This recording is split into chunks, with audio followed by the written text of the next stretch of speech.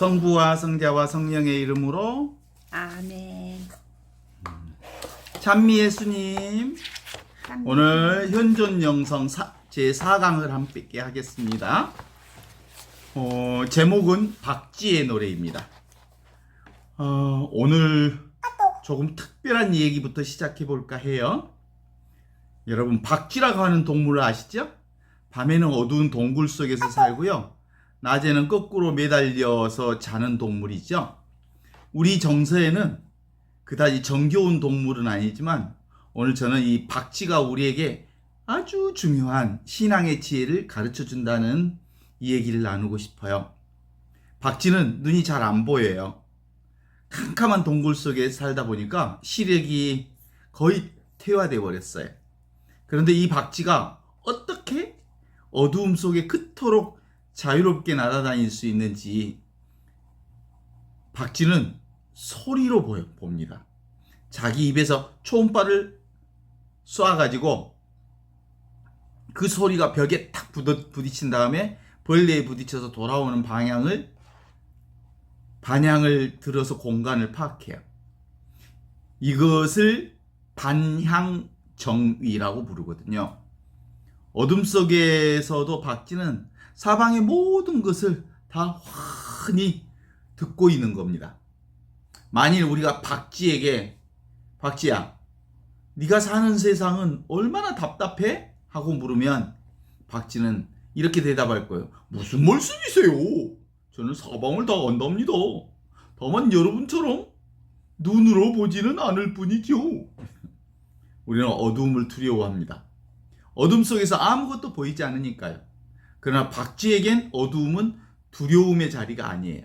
오히려 그 어둠 속에서 자기만의 들음을 통해서 세상과 만나는 곳입니다. 여러분, 우리 인생에도 어둠이 찾아오죠. 어떤 때는 예고 없이 훅 하고 들어옵니다.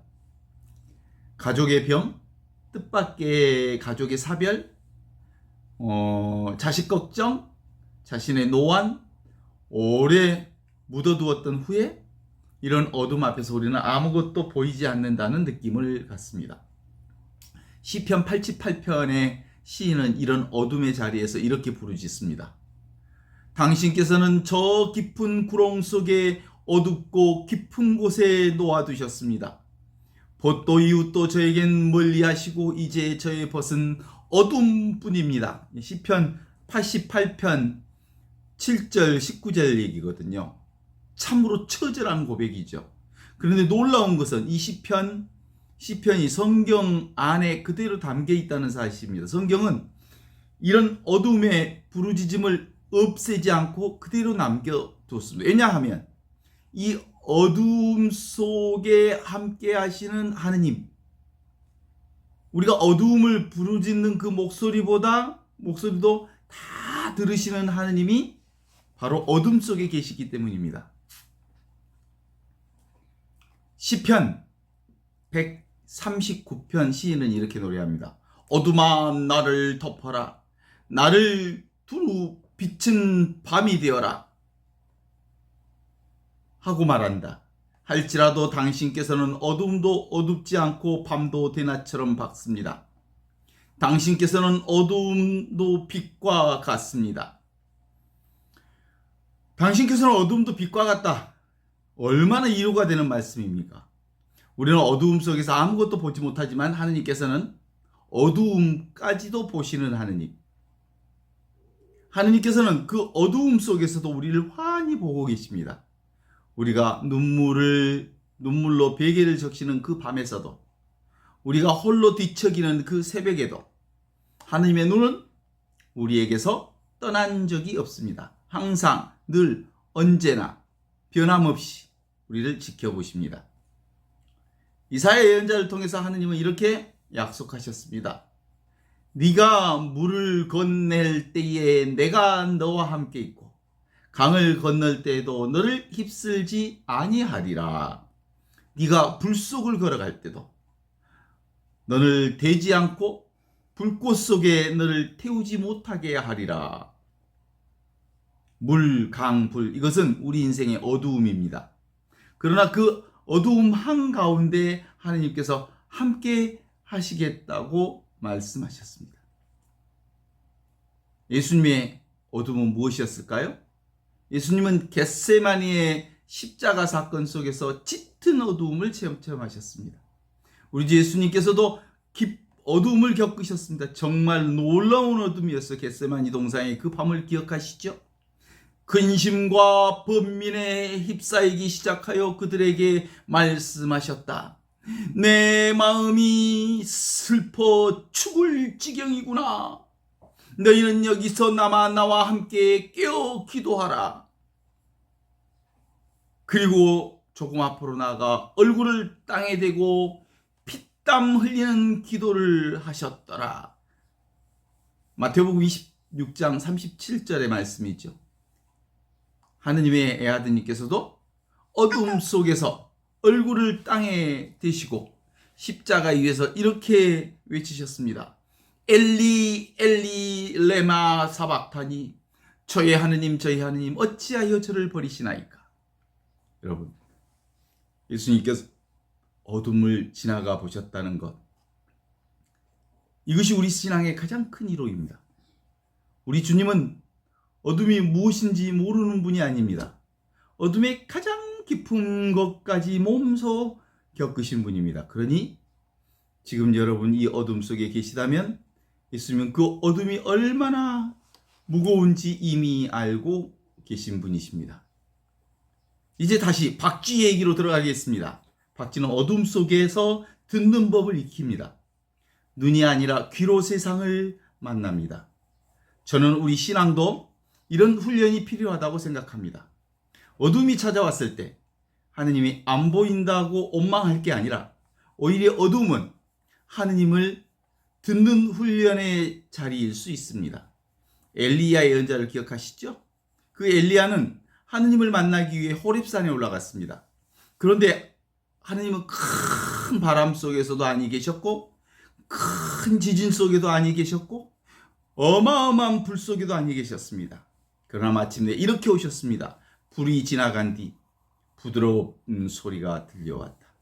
엘리야는 그 소리를 듣고 겉옷자락을 얼굴을 가린 채 동굴어기로 나와 섰다. 조용하고 부드러운 소리, 하느님은 요란한 소리가 아니라 아주 작고 부드러운 소리로 오십니다. 그리고 그런 소리는 언제나 들리겠습니까? 세상이 조용해질 때, 어둠이 내려앉을 때, 바로 그때 들리는 소리입니다. 제가 새벽마다 산책을 시작하면 짙은 어두움 속에 아무것도 없을 때 아주 여리고 작은 풀벌레 소리가 그렇게 선명하게 들릴 수가 없습니다. 이게 바로 어둠 속에 드러나는 하느님의 놀라운 생명의 소리인 겁니다. 여러분, 인생의 어둠은 어쩌면 하느님의 부드러운 목소리를 듣기 위한 준비의 시간일지도 모릅니다.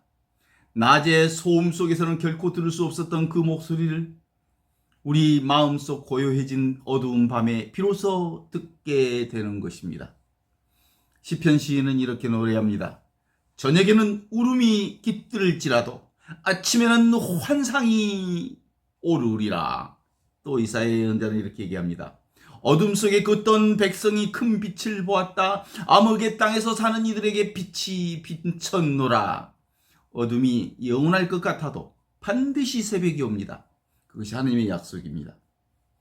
사도 바울께서는 이렇게 담대하게 고백합니다.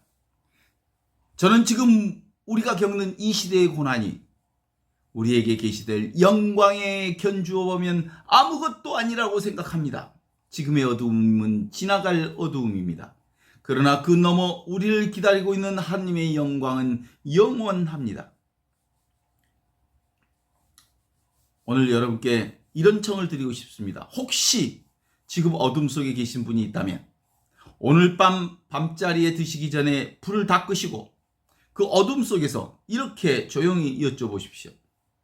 주님, 이 어둠 속에서 당신은 어디 계십니까? 당신의 부드러운 음성을 저에게 들려주소서. 그리고 조용히 귀를 열어보십시오. 아무 소리 없는 그 조용한 밤에 무슨 크고 요란한 소리를 기다리지 말고 아주 작고 부드럽고 미세한 마음의 움직임을 기다려 보십시오. 그 움직임 속에 주님이 계십니다. 또 하나, 저는 여러분께 시편 23편을 기억해 두시기를 청합니다.